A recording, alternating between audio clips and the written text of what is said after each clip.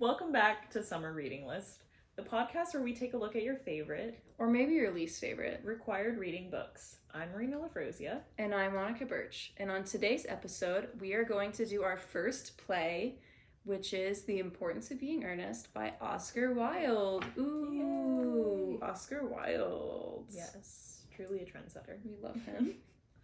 Okay, so as we always do, as always, we're going to go ahead and just start off right off the bat with our previous history of the, well, usually novel, but play this time. So I'll go first because mine will be really fast. Yeah. I have zero experience prior with this play. I've read Oscar Wilde before. I actually love The Picture of Dorian Gray. It's one of my favorites. Spoiler for whenever we do that episode. But yeah, so I have no history with this. So yeah, no history. Whoa. Okay, what about you? I, on the other hand, did read this, but I didn't read it in high school. I actually read it in college at Seminole State. Shout out. When I took British Literature 1 or 2, I feel like it was 2. And we read this. It was really good. I actually, if you saw the last podcast, which was Animal Farm, at the end I was like, I don't know. And then like immediately it all came back to me. Oh, like you were like, I don't know if I read this one. Yes, I did. But like the content didn't come back to me. Yeah. So I was still like reading it new. But every time something happened, I was like, oh yeah. But I wasn't prepared for it. So it was still like new. Okay. So not as deep of a history as we've had with some of our past reads. So that's kind of fun. Yeah. Okay. But I remember liking it. Okay. So what about like your new opinion or your only opinion on it now? My current opinion is that I think it's really funny. I think a lot of stuff Oscar Wilde does is just kind of automatically good. Yeah. Not just because there's a name on it, but just because he's like a very His style good of writer. writing. Yeah, it's funny. I think specifically appeals to things that we like. It's quick, it's witty, it's funny. And that's exactly what this one was. And there was like subtle, I mean, I don't know if at the time it was subtle, but now it just feels like subtle satire and like humor and hypocrisy that was just kind of hilarious. So that was fun. It's just like very absurd humor. And yeah, it is very like satirical, and I'm sure because even now sometimes they're like making jokes, you know, about like class and different things like that still translates to now, even though this was from like 1865 or 95. Yeah, so it still translates, which I think is why we still find it so funny. Yeah. Like the characters are still really relatable. Like we could pick out people that we know like in life that act the same way that these characters do. Exactly. So yeah. And he did a good job writing them. So it's just funny. Yeah. So it's good. And it's a quick read. So if you didn't read it, I do suggest go back. It is like definitely a quick read. Yeah. Like for even for a play. Read it, and really quick. And there's a movie, but we'll get to that later. Yeah. So what about you? Movies, I guess. Yeah, so I guess I kind of gave it away when I was just responding to what you said, but I really loved it this time. I actually did think it was really funny. So I would recommend it. I wish that like maybe more high schools taught this because it seems like a very funny play, maybe in lieu of like a Shakespeare play. No digs at Shakespeare, but like come on, this is like a way easier play to understand. Also, maybe do like this some play of the writing is still, you know, it's like some of that writing that's like, you know, that old timey. You can't really. Yeah. You're like, oh, what does that mean? Let me reread that. But like, it's a lot easier to understand, even though it is written in that style. Something funny too is like, I think because it's so like hypocritical, and I don't know how else to say it. I'm blanking on like the actual literary terms. But like you think you're reading it weird, and that's because it's like, oh, British literature, and it's like, no, the characters are speaking weird. They are, like being like they're making fun of. Yeah, like I'm trying to think of what somebody said of just like, I almost quoted Bo Burnham. I was gonna be like, you're indescribable, and then not describes it, but that's how it was, because it would be like, oh, I'm not gonna talk, and then talks. Yeah. Or I'm trying to just contradict themselves immediately. Or just would throw me off because one would say like, I have a question, and then the other would ask the question. So I was like, did I read that wrong? Like, was she offering the other person to ask a question? But it wasn't. It's just like they are all over the place. Yeah. So keep that in mind. But it's funny. But yeah, so we both really liked it. So we can just jump in from there. Yeah, I actually do wonder, I was going to say, because you were saying doing this instead of a Shakespeare. I feel like for teachers it would be good to do this, and then if they have to do a Shakespeare. Because that's how, like, we've talked about before, if you want to do, like, a classic dystopian, maybe start with a modern one to get their interest, and then do, like, the classic as, like, the next step. Yeah. Like Hunger Games to, like, 1984. There are just some writers, like some of these people who we laud as, like, oh, they have written the classics that are more accessible than others. Yeah. And I feel as though Oscar Wilde is a little bit more accessible in his writing style, at least in my opinion. Yeah. And at least with this one, I can't remember a picture of Dorian Gray, but I mean, that one's like a little bit. It's harder, but like I read it in 9th grade and it was fine. So. But yeah. I don't know. I feel like this one's just an easy read, and if it's somebody, it's silly, or you're like, like if you are a teacher and you're trying to get your students interested in things like, classics, I would like, recommend something like this. I agree. Okay, so we're going to go ahead and talk about Oscar Wilde a little bit. Yes, which is very important in my opinion. In honor of Pride Month. Yes. This wasn't even our June. That wasn't our plan. But it worked out well. Yes. So we'll pretend it was our plan. Yes. But this is actually, I know we always talk about the authors, but this is an author I feel like is extremely important to talk about, because he is definitely one of the ones where his everyday life shows up in the writing. There's some where, like, there's some connection with him. It's like, no, you should know about Oscar Wilde before you read Oscar Wilde stuff. Yeah, I would recommend, definitely, Plus, he's got an interesting story. Yeah, he definitely has a super interesting life. Really, like, kind of tragic life as well. Definitely tragic, especially near the end. Yeah. But, like, we can go quick through. I know you were saying you were surprised he was Irish. I know, just because, like, okay, so, you're reading it, and, like, I actually just always assumed he was just British. Well, like, the characters are British. Yeah, and, like, I know people in, like, the UK would hate me if I said that. I'm like, I thought he was just British, not Irish. But, like, very different. I understand that. But, I don't know. It just surprised me for some reason. I guess I just never knew that he was from Ireland. But, yeah. So he is Irish. He's from Dublin. And he had actually two very, not like famous parents, but very successful parents. Like, both wrote, the dad was like a famous doctor in the area. So he had some big shoes to fill, I feel like. His family was well off. Yes. I have here, I don't know if this matters to anyone, but Walter Pater, I think, was a very big inspiration for him, especially with, like, the central importance of art in life. And he was an artist. Yeah, exactly. And aestheticism. Did I say that right? Because aesthetics. Yeah. And that's basically what Oscar Wilde focuses on, which I'll explain a little bit. So much. That'll come up in the picture Oscar of Wilde's a whole lot. thing is about, like, aesthetics. His own personal presentation was all about, like, fashion for fashion's sake, art for, his big art quote was like art for art's sake, but he put that in his fashion too, because fashion's art. I would definitely recommend looking up pictures of, like, Oscar Wilde. Very fashionable. Or if you follow our Instagram, you saw we posted a picture from the other day, telling you to read his play.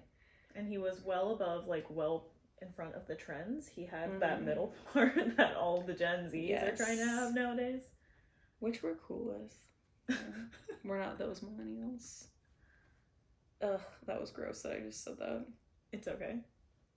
Something I thought that was interesting from his backstory is that he went on, like, a tour of America, and, like, American media didn't like him, like, because he was a dandy. I don't know if that's what he actually was, but, like, he was very flamboyant, very, like, very out there, and I feel like Americans were just like, what the fuck? But he went, and he would wear his velvet jackets, which is why we have our velvet. I have a velvet dress. Marine's got a velvet jacket. Yes, in honor. In honor. And then I thought it was funny he came back and did lectures on what he experienced in America. So it was just, I don't know, I liked it. And he had a good quote too. Apparently when he got to New York, they asked if he had anything to declare, and he said nothing but his genius. So that explains Which I love that. I know. I was saying to Marina, I was like, I wonder what he would be like in current days with, like, social media and all that stuff. Like, what would he be? Like, it would be so fun. Like, would we have him instead of Banksy? God, stop. Or, like, I don't know, imagine, this is gonna be the lamest thing I say, but like him making like fashion TikToks. I could see it. Like fashion hauls. Anyways. And he'd be on Book Talk. Yeah. Which we now are. Which, like, yes. Ripping apart other people. But, yeah. But, yeah, he likes, like I mentioned, he likes aesthetics. And that will come in a lot with this story. Not just in the fact that he shows aesthetics, but, again, like, art for art's sake. He kind of believes, like, it doesn't need a message always. It could just be art and beautiful, and that's it.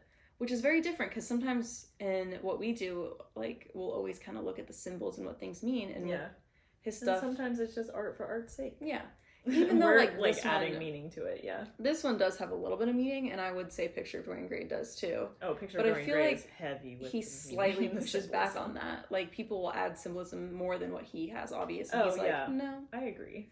I think that he wrote beautiful things just because they were beautiful, and he didn't necessarily.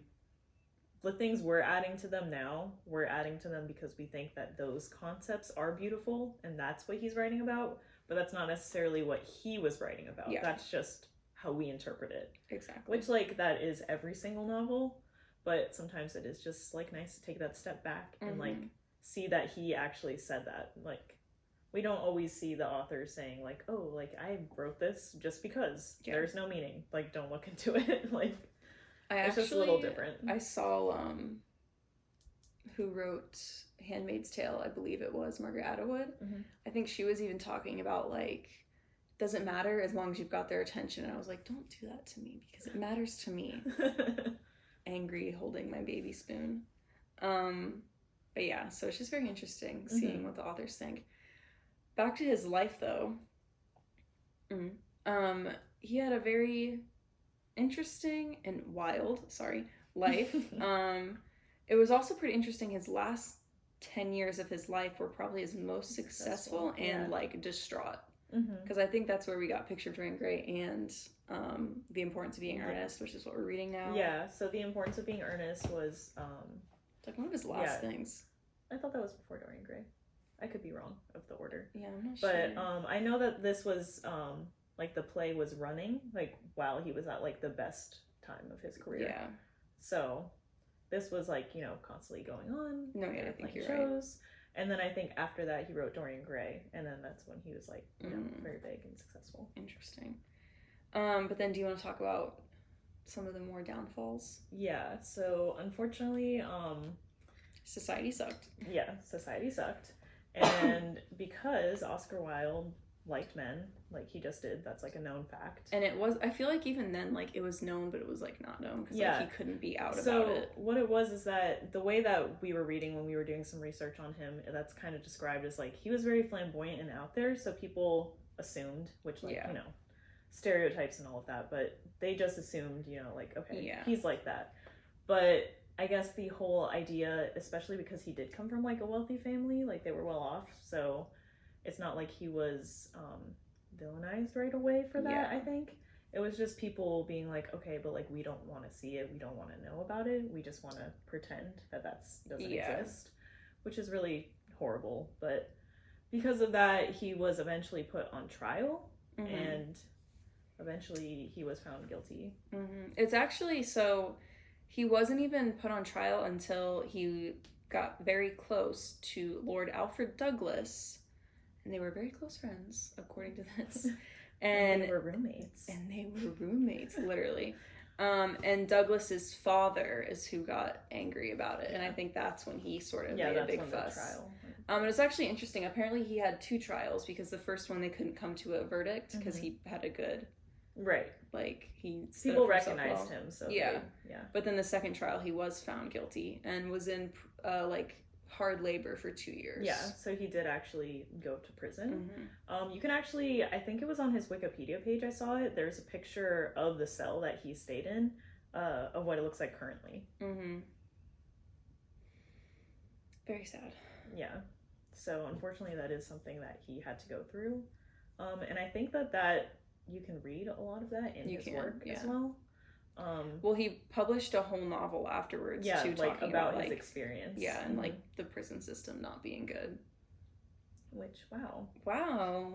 Nothing has changed in all of those years since like 1897. For real. But then it seems like he died pretty soon, not pretty soon, but like soon after he was out of prison, because at that point he was bankrupt and didn't have a lot going for him, and it was sad. He kind of just never came back to, his best moments that he had before.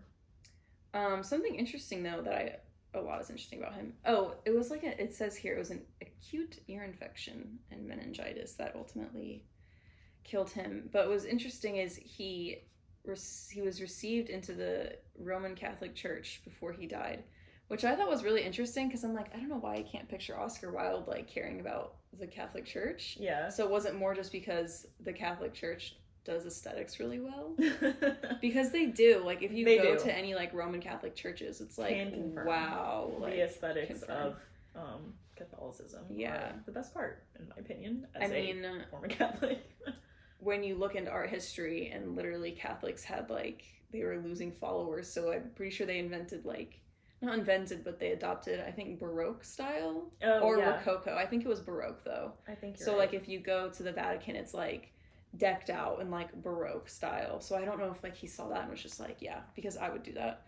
And it just fits everything about him with like the aesthetics. But who knows? Yeah. Maybe he became religious. Yeah. So then, like you said, he was apparently, I guess he was conditionally baptized before he died. But which is interesting. So that's interesting. Yeah.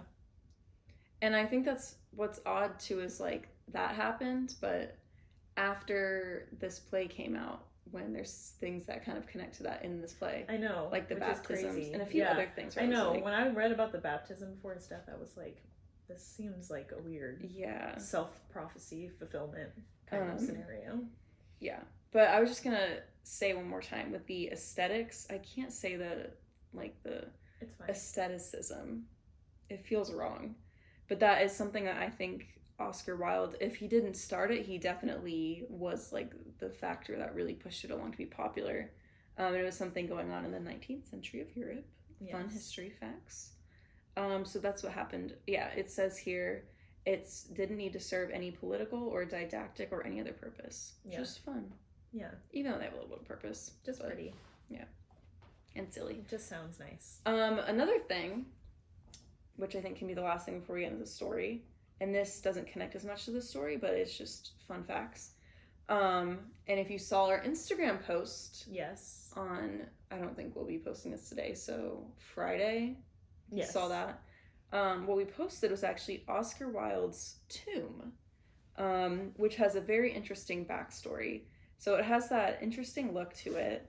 Do you want to describe what it looks like a little bit? Yeah, maybe you can, because I'm doing very well describing it. It looks like a person, kind of like, you know, like the Superman move that you do, it also but with their arms Sphinx back for some reason, but it's not. It's a person. Yes, and they're like on the side of just like, you know, like a big tomb, like rectangular. Yep, you can Google it also, or go to our Instagram because it's there. Yes. But yeah, it's like this big rectangle, like she said, and then this person's in it, and then on the side it has his name.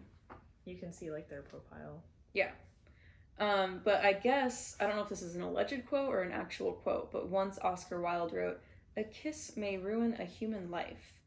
And then this article jokes, and I just think it's funny, and it can also ruin the stonework of a tomb, because that's exactly what it did. A lot of people kiss Oscar Wilde's tomb, and you can see that in the picture he posted too. It's like covered in red markings. That's literally people who put lipstick on and kissed it. Okay, definitely pre-COVID. I know that sounds so nasty to me, because it's just like, outdoor stones. Yeah. But yeah, so people would kiss it, and it was actually deteriorating the stone. So they had to, if you look up other pictures, which we could always post that too on our story, they had to put a glass wall around it. You can see it, I think, in that picture. On I do see it, yeah. But people still kiss the glass. Oh, that's cute. So it's very interesting. In your picture I didn't see the glass. I don't think I put the glass in. That does kind of suck. The glass does kind of ruin the aesthetic. It sucks, but like I get it, because it would suck even worse if, like, I hate when beautiful things in architecture get ruined, you know? Like when you have to go see ruins and it's like, someone it's destroyed just like when this. they had to cut all the locks off of that bridge, like in Paris, I think, wherever that was. Yeah. It was fierce because the bridge was collapsing. Yes. Anyways, yeah, you can definitely look that up. It's very interesting looking. You can read a little bit about it. It's pretty cool. Sorry, I'm like coughing. But I think that's a very fitting tomb for Oscar Wilde. It is, and I think that's why people do it, because they feel Oscar Wilde probably represents them in a lot of ways. Yeah. And they love I think his a lot work. of people connect with his work. Oh, this was another thing, which we'll get to, but he's buried in Paris. Yes. Which is like something commented on in the book. In his poem. Well, play. Dang it. I don't even think he did have poems. Yeah, he did. Yeah, that's Oscar Wilde in a small nutshell, because there is a lot about him. Yeah, definitely would recommend just going on like his Wikipedia page and just reading, because there's like so much that we can't cover. I was on the Britannia.com. Yeah, you can look up lots about him. He was super interesting. But yeah, so I guess like we usually do, we will go ahead and run through the plot so that you can enjoy. Pinkies up. Yes, of course. We're at high tea today. We are. Just like these fancy characters. Who are always at tea. So, the beginning of the play, Act 1, we're introduced to a few characters. Jack, and then we have Algernon, who also goes by Algie. Yeah, which I'll probably is a really Algie. Funny nickname. Like, I read it and I was like, there's no way that's pronounced Algie. Yeah. And then I listened to the audio performance of it and they just said Algie, and I was like, okay. I kind of like it. I love that. I don't know why. We like the ocean, so yes, that could be why. That's probably why, because we're Floridians. Yeah, so we have them. They're having a conversation about Gwendolyn, who's another character we will meet. And then we also meet Lady Bracknell, which I hope I said her name right as well. And here's the importance of being earnest here. Jack is called Ernest. So even though, like, when you're reading the play and it's saying which character's talking, it says Jack, Algie the whole time is referring to him as Ernest. Yes, because, like, Algie didn't know that Jack's name was Jack. Yes. He only knew him as Ernest. Yeah, and he found out because he had found/taken Jack's cigarette box, and it said to Jack from Cecily, who we also learn who Cecily is, and that's when Ernest tells the truth of Cecily? I thought it was Sicily, or am I saying it wrong? I think it's Cecily. Oh, I think Sicily is the town. Oh, but is that not spelled the same, or am I crazy? Don't think so. Oh, I mean, you anyways, can say whatever you want. Yeah, I'll feel probably like it's still call her Cicely, because I don't know how to. Because like Cecily Strong from SNL, Cecily. But okay. We're gonna play it. Anyways, let's just keep going. So Cecily, we also find out who she is. I'll just say it's Jack's ward. If you don't know what that is, it's basically just like he took her in and like takes care of her and like pays for her education and like lives in his giant mansion. But yeah, so that's how Algie, I felt weird saying that. That's how Algernon finds out that Ernest's real name is Jack. Yes. And that's where the fun begins of the confusing names. I'll probably continue to refer to them by Jack and Algie. Yeah, we have to. But otherwise you would not be able to follow. Yes, exactly. And you'll learn why. Yeah. Okay, so we do learn in this conversation that the reason that Jack came over there was because he would like to propose to someone. Ooh. And who but Gwendolyn. Gwendolyn, who I picture as Gwyneth Paltrow because of the name Gwen. No, that's horrible. I know, I don't like it either. Yeah, but so Algie is like, oh no, do not propose to Gwendolyn. His cousin. Because, yes, that is my cousin, and I do not want you to propose to her. And they kind of have a really funny conversation about the proposing. This is kind of where we like see, I mean, all of the writing is comedic. But I know, we're not really doing it justice because the language is so funny. Yeah, we can always read a little bit of some of them. But it's just really funny the way that they're talking about the proposals. Algie calls it not romantic. Yeah, he's like, oh, there's nothing romantic about a proposal, like a planned proposal that you know that she's gonna say yes. And he says, like, certainty is so unromantic. So we can get into this more later, but like throughout the whole thing, it's just nothing they say makes sense. Or like they make very strong declarations, but they weren't real rules. Like Algie goes, well, of course, it's not romantic and this is why. And it's like, no one ever has thought about that. You just pull that out of your ass. Yeah. But I also think Algie was only really against it because, one, he likes to mess with Jack, and because he thought Jack was with Cecily. But that's when Jack explained, I'm not with Cecily. But that's also when Algie becomes interested in Cecily, because, ooh, a young woman. Yes, so we find out that she is Jack's ward. Yeah. She is 18, which... okay. Better than other plays at this time. Yes, but Algie is like, oh, that's some interesting information. Like, you want to tell me where you live? And then he's like I would tell you, in however Oscar Wilde would write that, but pretty much that's what he says. So we do get this beginning part where then they're talking about the proposal. Algie gets Jack to confess that he's not actually called Ernest, and he's like, oh, but I even have like your business cards and they say Ernest and all of this Ernest stuff, and so he gets him to admit that he calls himself Ernest when he goes into the city. Yes. When he likes to be mischievous and maybe do some bad things he doesn't want attached to his name, and so then he is Jack in the country. And he'll use it as an excuse when he's in the country to be like, oh, gotta go visit my brother. Yep. He's being crazy. And it's like, gotta go visit Ernest again. That dang Ernest. Yeah. No, just him. Which is ironic, which, again, this is the whole point of this play. Yes. But the character named Ernest is the one being mischievous, when the whole reason Gwendolyn wants to marry him is because the name Ernest means he has a good character. Yes.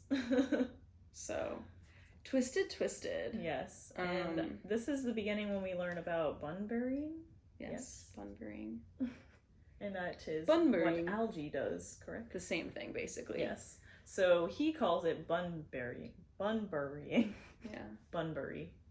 He calls it bun burying because he pretends he has a friend called Mr. Bunbury, who's always sick. He needs to go visit all the time because he is ill many times. Gets him out of boring parties. He has social commitments that he does not feel like attending. Yeah. Which is really funny because he does actually talk about how he's like, oh yes, like I have dinner like with my aunt, and he's like, oh, you mustn't like miss dinner with your relations, and he's like, oh, relations, like you only need to have dinner with them like once a week, and they're only good for being there and for being abused, and like he says some terrible things about his family. But it's all like very comical. Like you never get the sense that like these aren't like evil men. They just are. They are mischievous. They are frivolous. And they just kind of flamboyant and frivolous. They just kind of admit that, but then they also like to make up these little personas, which is interesting. But so after we get introduced to those men and their silliness, within their seriousness of proposing and whatnot, we get Lady Bracknell, I had to look at her name, and Gwendolyn come to visit, and this is when Ernest goes to propose, and she goes, well, of course, I have to marry someone named Ernest, and he's like, oh shit, but my name's Jack. Not to hurt himself. And he's like, well, what about he actually does say like he kind of goes, well, what about John? And she's like, ugh, boring. Yeah, pretty much Ernest. He asks her like, oh, you could only love me if my name was Ernest? And she's like, yes, I can't explain it, but like I've always just known that I was to marry an Ernest, so I knew that we would get married because you're named Ernest. Exactly. And so then he's like, oh no, like, you wouldn't love me if I was named literally anything else? And she's like, absolutely not. Like Ernest. Exactly. She says Ernest has or wait, is that Cecily later? She says like Ernest has vibrations to the name. That might be Cecily. Says that later. Maybe Cecily. Anyways, they both kind of both Cecily and Gwendolyn, they like romanticize the name Ernest, which is just very interesting, and we can kind of discuss that in like symbolism later. But Yes. So she's in love with the name Ernest, not necessarily Jack. But he asks her, she says, no, I wouldn't be with somebody with such a plain name. I've known many Johns and they were all very plain. Yes. But so basically, she ultimately says yes, though, because to her, his name is Ernest. But Lady Bracknell says, because she doesn't know who his family is. Yeah, she does a little interview with him. Yeah, she sits him down and asks him a whole bunch of funny questions. Like, that exchange is also, like, hilarious. Like, funny. She asks him, like, oh, are you a man who knows nothing? Or do you know everything? And then he, like, takes a pause and he's like, nothing. I don't know anything. For me, it was funny when she goes, do you smoke? Kind of, like, annoyed. And he goes, I have to admit I do. And she goes, okay, good, because men need hobbies. And it was like... Yeah, she was like, we can't just have them, like, twiddling their thumbs. Yeah. So she does this interview, but basically at the end she discovers that when she asks who his parents are, if they're alive, he explains that, well, he was actually found at a train station closet in a bag. Yeah, in a handbag. In a handbag. So he doesn't know his history, and she says, well, I can't have her marrying into a closet. Yeah. So... And she essentially says, like, unless you can produce a parent... then you can't get married. Yeah. And it's funny because before that, too, when he just says that he lost his parents, like, she, you know, assumed that means that he knows who his parents were and they died. Yeah. And she was like, oh, well, that seems, like, irresponsible of you. Or, like, something like that. She's like, oh, well, that puts blame onto you, that you have no parents. But, yeah, so she kind of likes all of his answers until then. And then she's like, nope, you can't get married until I know who your family is and where you come from. She specifically says, to lose one parent, Mr. Worthing, may be regarded as a misfortune. To lose both looks like carelessness. Yeah. As if he had a say in that. So, it's just funny. That's that's like the vibe of the whole play. Yes. It's just a little back and forth. So basically we get those interactions, and at the same time, Algie figures out from overhearing a conversation between John, Jack, and Gwendolyn where Jack's country home is. So he decides to go and visit it under the name Ernest. So now we have a second Ernest. Yes. Because according to the country home, Jack has a brother named Ernest from London, and he wants to meet and the young way he Cecily. Gets this address, which is just that's really what I was funny. saying. He overheard them. Yeah, at the very end, he just like is kind of eavesdropping. Yeah, and it's like the way it's described is really funny. Yeah. Like, sorry, I didn't want to like. No, you're good. Just say it again, but like the way it's described is funny because it's like Gwendolyn asking about it, and then, you know, he's over there, like, with a pen and paper, like, ready to go. He, like, writes it on his shirt cuff or something, the address. So, yeah, he sneaks over. I think it's funny. That happens a lot in this, is, like, and I know it's a play, so that's partly why, but they just kind of, like, barely sneak away. Yes. And they're like, oh, we're in private, and it's like, okay, obviously this shows so funny that they're not, because they heard everything. Especially because so many times it's described as, like, they just turn around, or, like, somebody's like acting like they don't see anybody else, but everybody else is still in the room. Exactly. So I think this gets us actually to Act 2. Yeah, Act 2 is when he sneaks over. Yes. So in Act 2, we finally meet Miss Prism, who is the educator for Cecily, and we meet Cecily, who is, like we said, the ward. She's sort of also frivolous. She doesn't want to do her German, any of her schoolwork. Yeah, she's a little more so, like, they kind of, that's like embellished because she's young. Yeah, she's very childish. 18, she's very childlike. I think she's even referred to as like my child by like a few of the characters, but yeah, so it's just like everybody else that we've already seen, but like let's crank it up a notch. Yeah, and like not dreamy in the sense that she's dreamy, but like she's kind of like always her heads are in the clouds. Yeah. Like always daydreaming.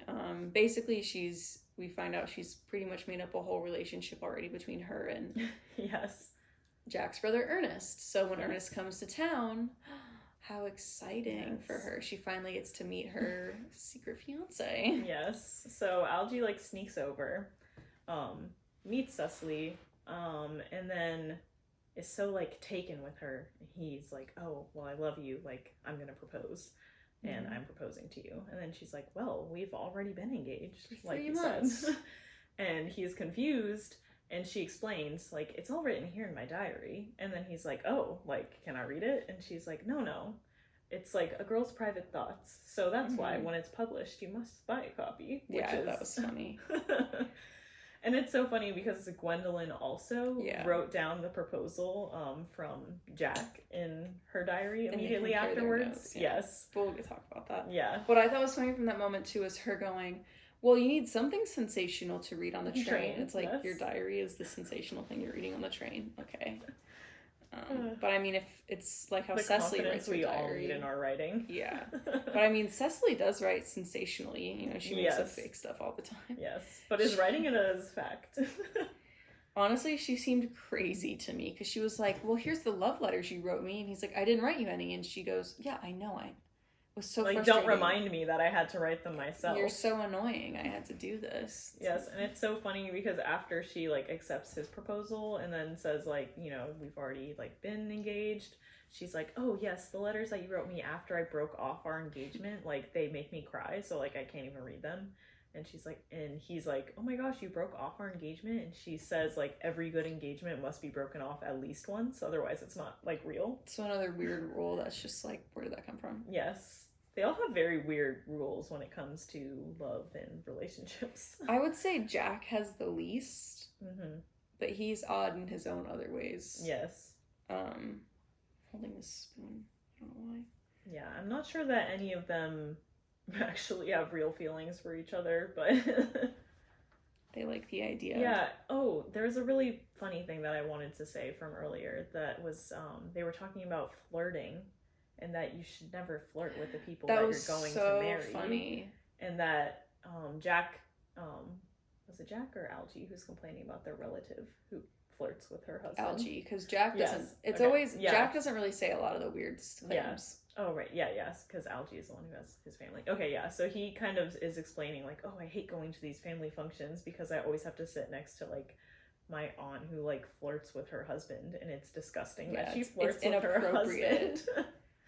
Like, that should be behind closed doors. Yes, like, and they should never flirt. Like, that's horrible. But I feel like he doesn't even mean that in, like, as in don't flirt at all. He means, like, they should be flirting with other men. People, yeah. And then behind closed doors flirt with your husband, and it's like, okay, Algie. Okay. Yeah. The rules are very funny. So they all have a very skewed idea on things like that. Yeah. So, let's see. We have Algie, who is pretending to be Ernest, and Cecily, who is engaged to Ernest. In this time, Jack Ernest comes into the country to declare that his brother Ernest has died. Only to find out Ernest, Algie, is already there and trying to repent. Yes. And it's funny because Jack shows up in mourning attire, like in the clothes and everything, and so everyone's like, oh my god, it's like a whole backstory. Sad. And then once he shows up and he sees Algie there pretending to be his fake dead brother, he like keeps like egging him on about his mourning clothes. He's like, oh, aren't you gonna change? Like, you're just horrid. Like, you can't stand there wearing those clothes. I did love their interactions because it felt like things that should have caused people to actually fight, and instead like they would just like goof. Yeah. Like, I feel like things that would cause genuine arguments. Jack would be slightly annoyed and Algie would just be like, muffin? Yes. And he's like, God, the muffin scene. The muffin scene was hilarious, so we'll get to that. Yes. But then I feel like a big thing that happens is Miss Gwendolyn can't be parted from her dear Ernest, Jack. Yes. So she goes, and her and Cecily have a fun little conversation. That was a fun scene to read. Yes, so they have a little meetup while the men are getting mad at each other. Yes. And they don't know that they're currently together. Like, I don't think they know that. They don't know anything yet. So Cecily is waiting there for Algie to return, and then Gwendolyn appears and then introduces herself, and they have like the funniest meeting conversation because they're like, oh, I looked at you and I know that we're going to be the best of friends. Like, I trusted you as soon as I looked at you. Yes. And that's kind of how they just start their interaction. Exactly. So literally, like, From the moment I laid eyes on you, yes. sisters. And it was so funny, too, because earlier the men in Act 1 had talked about if they ever met, the girls would be best friends. Like, they would call each other sisters. And I think it was Algie that said, like, oh, women only call each other sisters if they've called each other a lot of other things first. Which I thought was so funny. Which they then do, because the next thing that happens is they both start to delve into, oh, they're engaged to somebody, and oh my gosh, it's Ernest, and they think it's the same person. So they start getting real nasty with each other, but in like, I feel like in a way where they still had to try to be polite. Yes, so they were being fake polite, and then Gwendolyn is over here asking for tea, and then with Cecily is like, oh, do you take sugar? And then Gwendolyn goes like, no, like, sugar is horrid, and sugar hasn't been a thing like that people do for like popular. Forever. And then Cecily drops like 4 sugar cubes into her tea, and then gives her cake when she asks for bread. And then they get, that was like the tipping point. That was like the height of the argument. Like, from the moment I saw you, I knew you were horrid. And it's like, to be distrusted. Say you were BFFs? So they're very silly. I mean, everyone's very silly. They then find out, because Algie shows up. Yes. No, we were confused. These are not the right people. Yeah. Then Jack shows up, and they realize, okay, they are engaged to different people. And that interaction is so funny, because the way it's described is like, oh, Jack shows up, and then like Gwendolyn's like, can I talk to you for a second? And they like turn around because that's private to them. And then she's like, oh, are you engaged to that woman? And he's like, no, what the heck? Like, why would you think that? And she's like, oh, okay. And then they kiss, and then she's like, okay, you're allowed to like embrace her. And then he like kisses like Cecily on like the forehead or whatever. Yeah. And same then with Algie. They do the same exact interaction with Algie and Cecily. So, but they discover their names are not Ernest. So the women say, oh, we've been duped.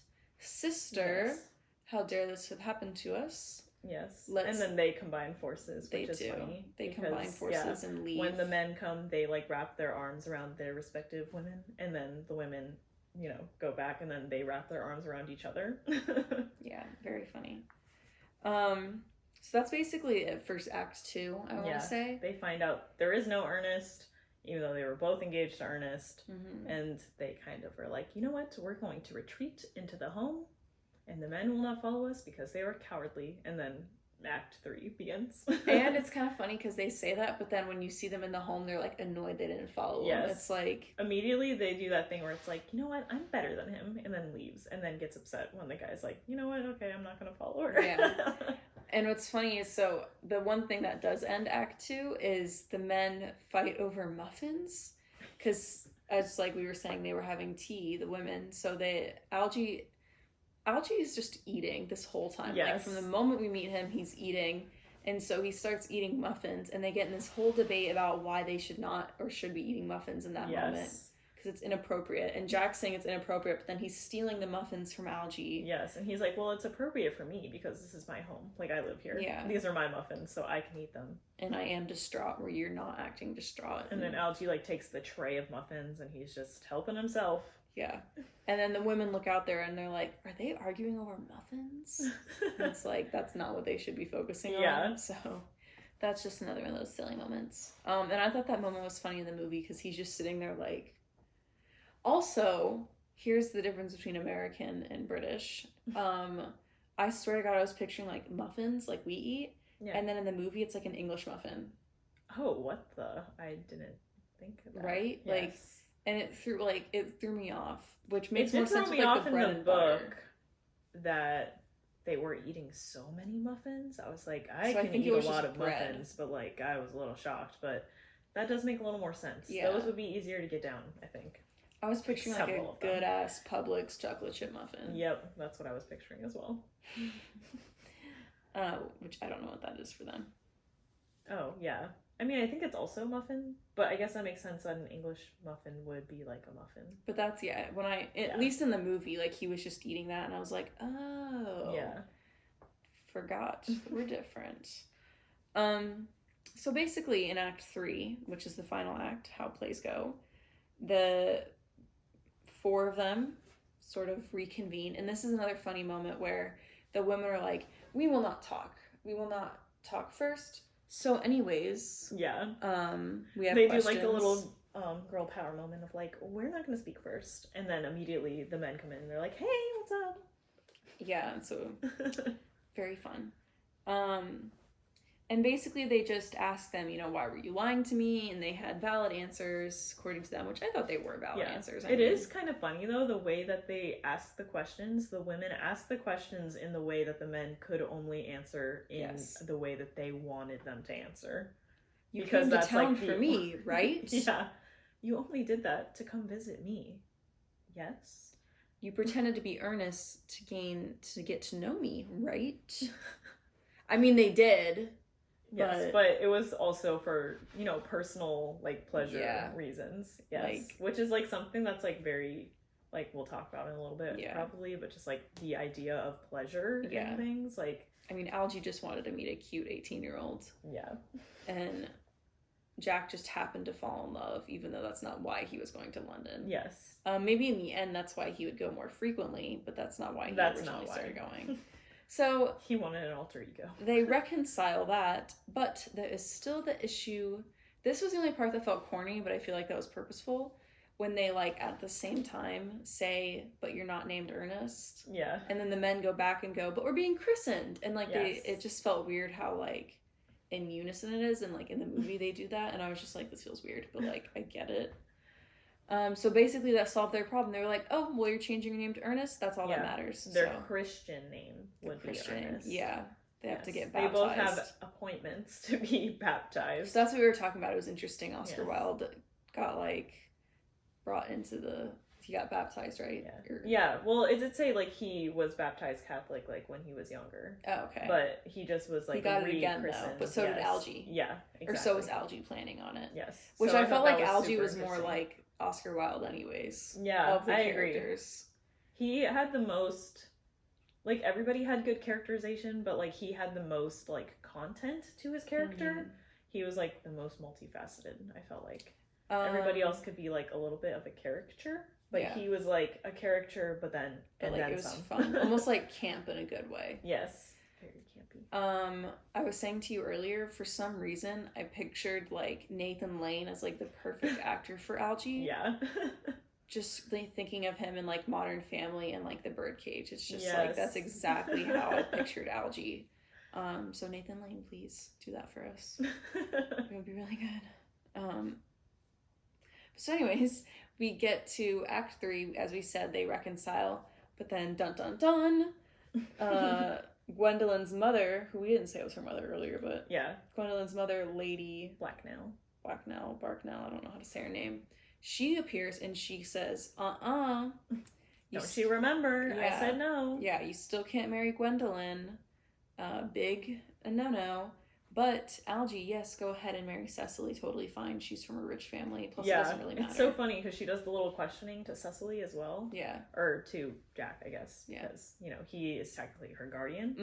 Mm-hmm. And so gives, like, all very, like, plain answers. And she's like, okay, maybe. And then at the very end, he holds on to that, like, nugget of information that she's rich.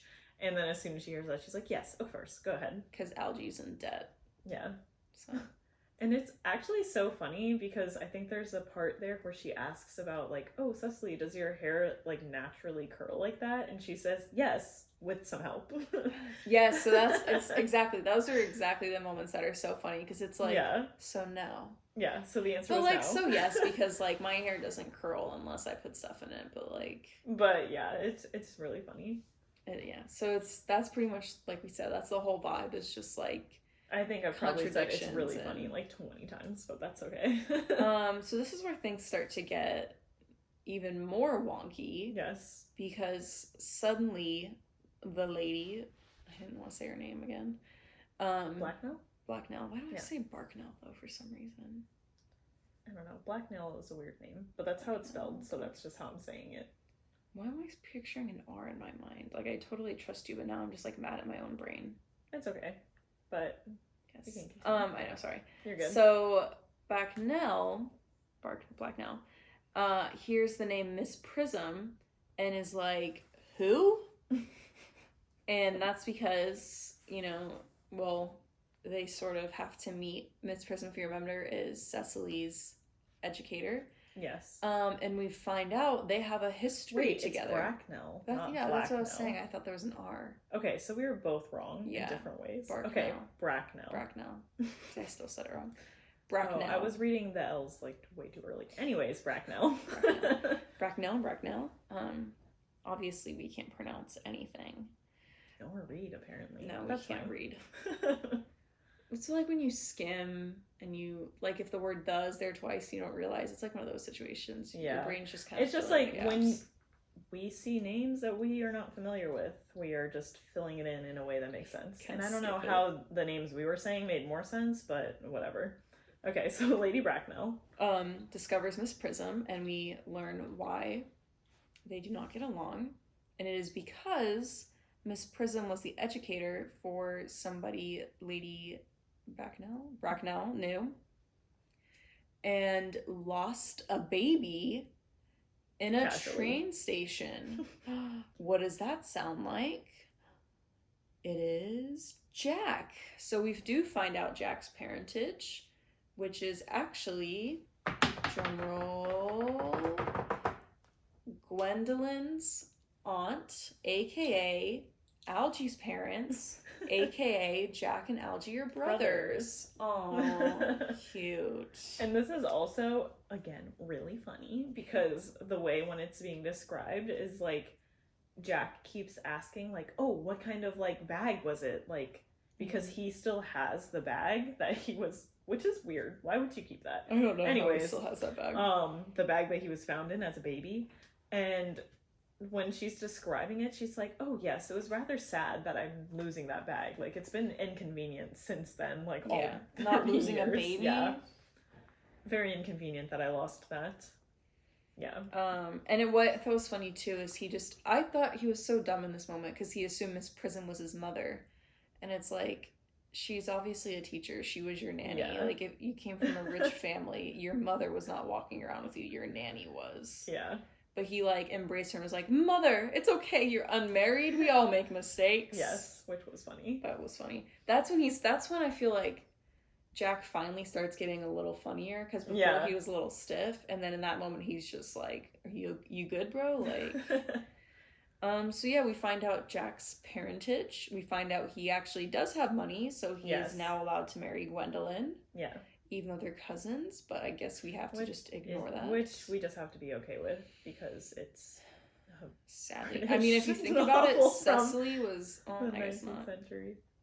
But yeah. Anyways, so it turns out they're brothers. Which I felt like was sweeter than, like, caring about the marriage. I was like, oh. Yeah, which again was ironic, because there is the part when Jack is talking about his fake brother Ernest, and then he's saying like, no, I never had a brother, like I never will, there's no way on earth I would have a brother. And then of course this happens, and then he says, I always felt like I would have a brother, like it was always meant to be. So it's just like that funny contradiction that we've mentioned like several times. It's that's like it just comes full circle, which is so funny. Yeah. And they just love to like lie. Yeah. They just love it, and nobody calls them on their bullshit. Like, everybody just agrees to understand that that's what they're doing. However, there is still the issue that his name is not Ernest. Yes. He was named after his father, who was in the military.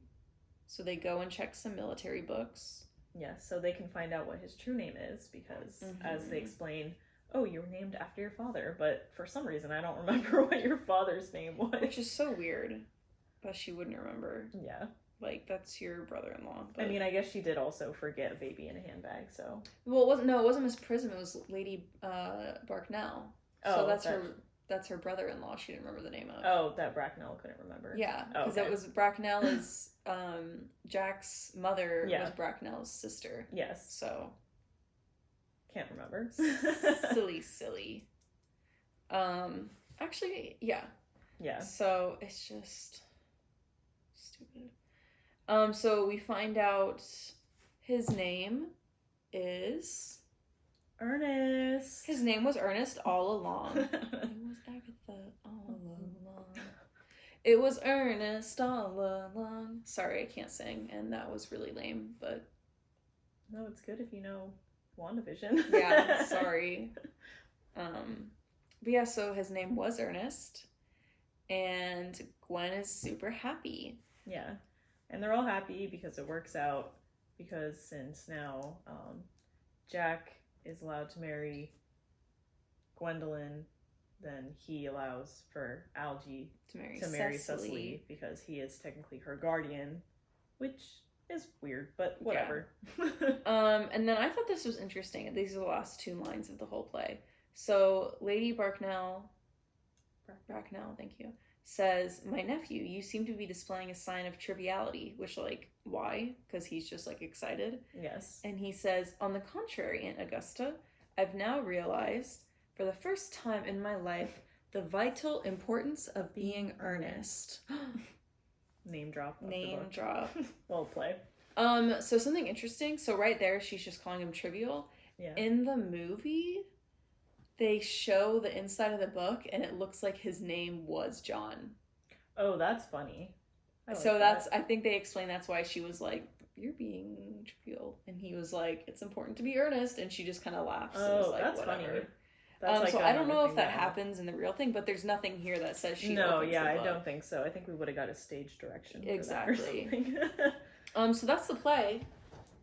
Yeah. Very funny, very made. And what I was saying is like I mentioned, I've read this before, but I didn't remember any of that. But I swear, like, anytime a new revelation was about to happen, I was like, oh, I know what's gonna happen. But it didn't hit me till like the second before. Yeah. Because I kept sitting there thinking, I know there's 2 Ernests. Who's the second Ernest? And then who is Ernest? I was like, oh, it's Algie. Yes. And I remember, like, we knew it was Parentage in the end, but it was weird and all this stuff. So yeah. That is... that's the play. Do you have any other things you want to mention? No, I think that was everything from the plot, and that's pretty much it. We can kind of just go into, like, additional symbols and things. Yeah. So this isn't a symbolism thing, but something I thought that was funny was Lady Bart. So in the movie, I'll just talk about that real quick, actually. The movie was that this is the 2002 movie, not the one that was like a BBC one. I was informed that the BBC one has the actress who played Umbridge from Harry Potter. Mm-hmm. She did not fact check this, but that is what my brother told me. So in this one, it's funny you said that because I'm actually talking about the actors in this one too. The Lady Bracknell is Judy Dench, who I feel like always has to play the mean, angry aunt. Yeah. Because all I could think of when she was like, "You can't get married," was in Pride and Prejudice. If you've seen that movie or read that book, you know what I'm talking about. I don't want to give it away. But then it's funny because Colin Firth played Darcy in a different adaptation in Pride and Prejudice. So it was just what I say. You just added some syllables. Oh, it's fine. Whatever. Pride and Prejudice. Prejudice. I don't even know how I said it. But anyways, so yeah, I just thought that was funny. It was 2 actors from that, but like different, because Colin Firth was in the show and Judy Dench was in the movie. There's too many adaptations of British things. Yes. Both of those are good though. But anyway, so that was just funny with the whole like trying to deny the proposal, because Judy Dench, apparently that's what she's been typecast as now, is the lady who does that. Just thought that was funny. Yeah. I just wanted to say that. Yeah. But the movie was pretty good too. They did something interesting also with like, I don't know if you got this far into it because we were trying to watch it earlier, but it got very annoying and buffered too much. But like Cecily, whenever they showed her, she would have like fantasies about being in like a medieval romance, and so she would like picture Algie in like armor. Oh, that's funny. And like on a horse. And I just thought that was like a funny thing to add. Yeah. The movie would add some silly things, and I was like, this fits. These girls were definitely projecting onto these men. Seems 100%. Like a very Pisces thing to do, but I won't, call us out. So what's interesting about this play too, that's different than the other ones we've done, is I feel like we always look for some sort of symbol or some sort of like special thing that's hidden. Yeah. But as we talked about, that's not really Oscar Wilde's thing. Yeah. So and in like other works that he's done, you can definitely like add meanings and symbols and themes, which we will do when we get to those. Yeah. But in this book, it is very much, or in this play, I keep saying book because we read it in a book story. Form. Yeah. In this story, everything is kind of right there. Yeah. Like all the characters are very surface level, and that's just how they're written. Yeah. That's how they're meant to be like viewed. They And don't really have depth to them. To them. I mean, there is like some sort of meaning, but it's like Marina said, it's obvious. Yeah. And there's you no don't like, have to dig that else? Deep. Yeah. Because it's basically, because he does this a lot. This is basically just kind of like a commentary on like the elite during the Victorian era. I had like a quote that I really liked that I hope I put somewhere good. Oh, the conventional elements of farce are transformed into satiric epigrams. Did I say that right? Yeah. Seemingly trivial, oh my god, I can't talk, but mercilessly exposing Victorian hypocrisies. Basically just saying, like, because he made them so frivolous and, like, silly, he made, like, a caricature of how he viewed, like, the Victorian elite. Just like, really highlighting how other people viewed Victorian elites. Yeah. So, that's basically what it is. There's no other, like, oh, he breathed this way, so it means this. It's like, no, that was just for comedy. It is pretty much just like a commentary on how he viewed things, on how like other people viewed things, which is why it was so successful. People wanted to come see that and kind of see like how they felt about these people being shown. But it was pretty and it's funny. Yes, because it was art for art's sake. Exactly. And everything is just satirical. Everything is witty and comedic, and it like keeps you on your toes. Yeah.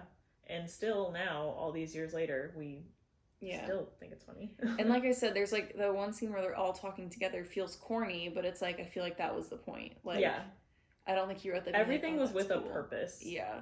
Really. Yeah. Just not in the way that we usually look at it. Yeah. Where we're like, what is the purpose? Like, ooh, we need to get in there. Where we're investigating. Like in The Giver, when we're like, did Jonah die?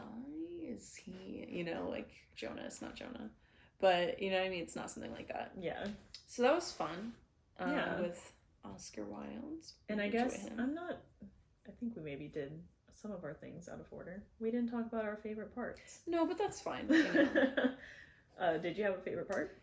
Kind of. And I think I've talked about it a lot. So I put like, just how wacky everything was, but specifically I liked whenever Algie was eating. So like I said, the muffin scene was pretty funny. Yeah, in the beginning he's going ham on some cucumber sandwiches. Yeah, that was really funny too. And then he lies to his aunt and was like, oh my god, like they're out of cucumbers. Yeah, sorry, I couldn't get any sandwiches. I also put which we talked about, when the women say they won't speak first and then they do. Yes. Also, I was joking to Marina, if this was written by like a regular man, like a boring old-timey author, I would have felt like this was very sexist.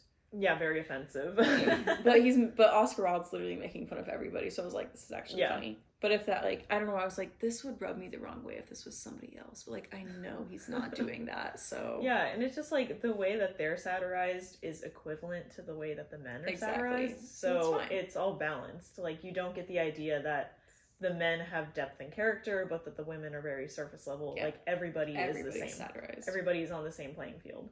So it's kind of like Wilde. A breath of fresh. Why can't we speak? A fresh air. We don't know English. But yeah. So similarly, my favorite part was when the women first meet each other. Yes, that's cool. It's just so funny. That's probably like my favorite interaction. Maybe we should do like a little version of that, you and me, on our new social media platform, which we'll talk about here in a second. Yes. That would be kind of fun, I think. I think it would. I do think all of their interactions are probably the funniest. Yes. I mean, I don't know. I like their interactions even more than like Algie and Jack's interactions, which are still great. They're great. But the women are just so funny in the way that, they react to each other, and then saying like, oh, I knew we were destined to be like friends, and then when they call themselves sisters after they have insulted each other, and the men perfectly predicted that. It's that perfect prediction was funny too. Yeah, because I felt like in the movie then they show Algie just sitting there eating bread, and I'm like, he knows what's up. Everything is just self-fulfilling in this book, and it's really funny. And yeah, so that was probably my favorite part. Nice. Yeah. Is there any other like little things that you wanted to talk about, or? I don't think so. I mean, we talked a lot about the plot, but I mean, what else could we do? Yeah, I think we pretty much are beating a dead horse every time we're like, yeah, everything is satirical, it's funny, but that's what this play is. I really suggest you read it. It's a nice fun read. It's free online, as I posted about. Yeah. So no excuse. unless you can't get online. And also, if you go on the internet, you can buy the book for like $4. Yes. It's very cheap. You can annotate. Yeah. Yes. Maybe even act it out. Yeah. Maybe find a few friends. That is actually always a fun thing to do. Like, it sounds silly, but like when I had to teach in a class, and I know we had to do this in school too, like when people are assigned the voices, it is so much more fun. It is really fun. That was probably some of my favorite reading that I did in school was when it was plays and everybody got to... Well, because I feel like since they're plays, they're not really supposed to be like flat. Like you want the different voices and which was really fun, which I do recommend. There's audiobooks of this, which are pretty great. Like I listened to most of an audiobook on one. Just because I wanted to hear that back and forth, because after like Monica said, when you're reading, it is a little bit like, okay, you know, you kind of have to, maybe you're doing the voices in your head like me, but you know, maybe you're not. And like hearing the different voices is just like, it gives it that extra depth, which is just really fun. Something I would say too about this though is that Oscar Wilde did a really good job in like creating totally different characters, but they're all kind of the same. Like they're all frivolous. But you can definitely, like, you could just read something and be like, okay, Algie said that. Yeah. Okay, Cecily said that. Like, it's very obvious. They have their own, like, their own personalities within the bubble of, like, stupid. Yes. Within their shallowness, they still have their own specific, like, calling cards. Yeah. Which is really good, I think. Yeah. Which I love. That just goes to speak his praises some more. Yeah. But yeah, so I guess that's pretty much going to wrap up our conversation on the importance of being earnest, which actually really quick before we wrap it up, I did want to just mention the word earnest and the name Ernest. Yes. We didn't really like dive into that. But again, that is just like for comedic value. It's really funny that is the name that they become so obsessed with. Oh, yes. Because nobody is acting earnestly. You reminded me something. And I think that was kind of important to mention. And I just looked at my notes and I was like, oh my god, I didn't say that. Because that also makes me think of, I think this could also be one of my favorite scenes, if not my favorite, when Ernest discovers his name is Ernest and he looks to Gwendolyn and he's like, can you forgive me for being truthful this whole time? And she's like, I can try. It's like, what? So you wanted a man like he's alarmed Ernest. That he had been telling the truth the entire time, truthful. Which is so funny.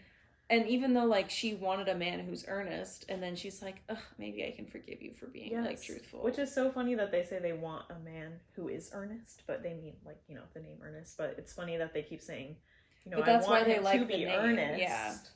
But then when he's like, dang, I've been telling the truth, and she's like, oh no, I don't like that. You're being too earnest, you know? So, very funny, Oscar. Yeah.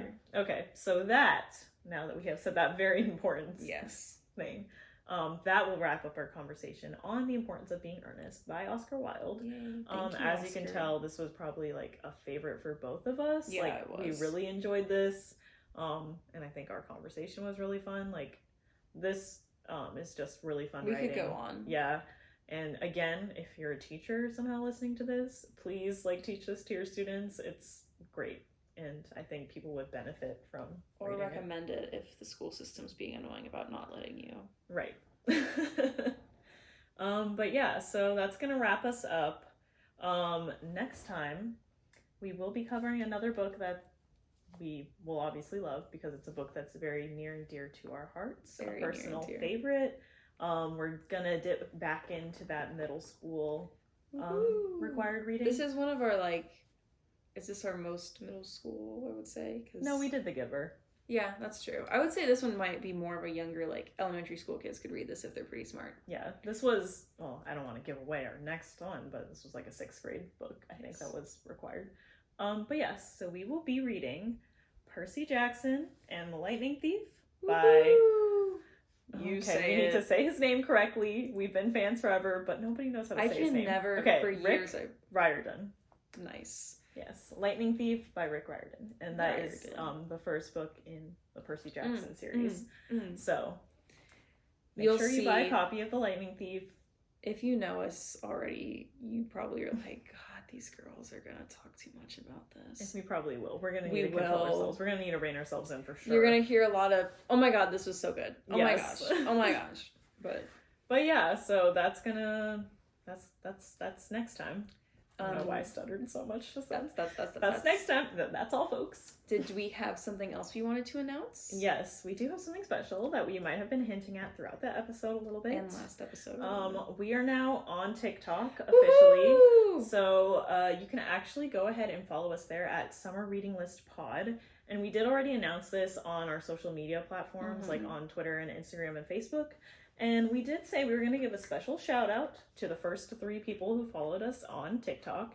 So I'm going to go ahead and do that because these are some of our most loyal fans. Thanks, loyal fans. Okay, so NRay44, thank you. Thank you. Miss Art Teacher, thank you very much. Thank you. And BeckW26, thank you. Thank you. So thank you for being our first 3 followers. We're going to start posting some really great stuff on there. We've recorded some content already, so look forward to that very soon. Some bloopers will finally make it up onto YouTube and onto some TikToks. Yes, I said that so weird. Very importantly, you need to be following us on all of our socials because we are also going to be announcing a really fun giveaway coming this week. Ooh. So that's very exciting. So please go follow us on all the socials. On Instagram, we are Summer Reading List Pod, and on Facebook, you can find us under Summer Reading List Pod as well. Same thing on TikTok, like I just said. And Twitter, we are just Summer List Pod. And to make your lives a little easier, if you find us on any of these, Marina made a beautiful link tree. Yes. That has all of it there. Yes. So in any of these places, if you go to one of them and you click that link in the bio, I'll be there. You can find everything. You can find our latest episode. You can find all of our other socials and, episodes. Yes. And everywhere that we're playing on every podcast where you listen to them, every podcast player. Couldn't think of the word. YouTube. Yes. Oh, yes. Go follow us. Subscribe on YouTube. Summer Reading YouTube. List Podcast. That is our YouTube channel. Should we announce a little bit of what maybe should we hint that you should follow all of this just in case? Yes. You're going to have a few specific requirements for this giveaway, so you might as well follow everything just in case. But yeah, so we're going to be announcing the giveaway soon. Keep your eyes peeled because it's going to be on all of our socials. We'll announce it everywhere. That way, we don't miss anybody. But you should just follow us everywhere so you don't miss it. But yeah, that's going to be it. Next time, Lightning Thief. So read up. Yes. And yeah, just another shout out to Oscar Wilde. Yeah. Thank you. Good job. Thank you. Yes. Okay. Well, we love you guys. Thanks for listening. Month. Yes. Happy Pride again. And we will see you probably sometime next month. Yeah. All right. Yes. Bye, guys. Bye. Love you.